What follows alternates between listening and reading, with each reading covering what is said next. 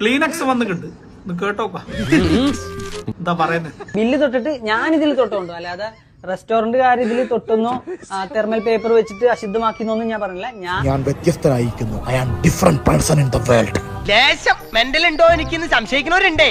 വെറുതെ അതൊന്നും എനിക്കറിയാൻ മേല. ഇങ്ങനെ എന്തെങ്കിലുമൊക്കെ പറയുമ്പോഴേ എന്റെ മനസ്സിനൊരു സന്തോഷം ഉണ്ടാവുള്ളൂ.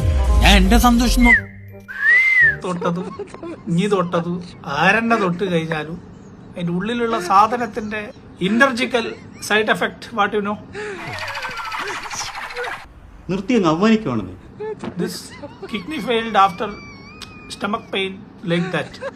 Pepsi drinks and soft drinks everyone is not good for the health. അങ്ങനെ പറയരുത്. അങ്ങനെയൊന്നുമില്ല. കാര്യങ്ങളെല്ലാം നന്നായി വിളമ്പിയത് കോളാമ്പിലായി എന്ന് പറഞ്ഞതിനോട്ട് എന്താക്കല്ല, മേലെ മാത്രം വാഷ് ചെയ്തതിനെ കൊണ്ട് കാര്യമില്ല. ഉള്ളിലത്തെ സാധനം കൂടി ഒന്ന് ശ്രദ്ധിക്കുക. എന്താ കാര്യം സത്യമാണെങ്കിലും എനിക്ക് അംഗീകരിച്ചു കൊടുക്കാൻ പറ്റുള്ളത്. നമ്മൾ ഇത് നല്ലോണം ഒന്ന് സോപ്പിട്ട് കഴുകിയിട്ട് മാത്രമേ ഫുഡിന്റെ അടുക്കലോട്ട് വെക്കുന്നുണ്ട് കേട്ടോ. ഒരു തവളേന്റെ തലച്ചോറുണ്ടെങ്കിൽ മന്ന ബുദ്ധി എന്ന് വിളിക്കരുത്. ഇത് അതുമില്ല. ഇവൻ പൊട്ടനാണ് മുതലാളി. പൊന്നു മോനെ, ഭ്രാന്ത് എന്ന് പറഞ്ഞ ഈ സൂക്കറിനെ കുറച്ച് കാണരുത്. ഇത് വിസ് ഖാ എന്ന് പറയുന്ന ഒരു മഹാനായ വ്യക്തി, ആ മഹാനായ വ്യക്തി ചോദിച്ചൊരു ചോദ്യം, വാഷ് ചെയ്തിട്ടാണോ കളിക്കുന്നത്? അതല്ല ഉദ്ദേശം.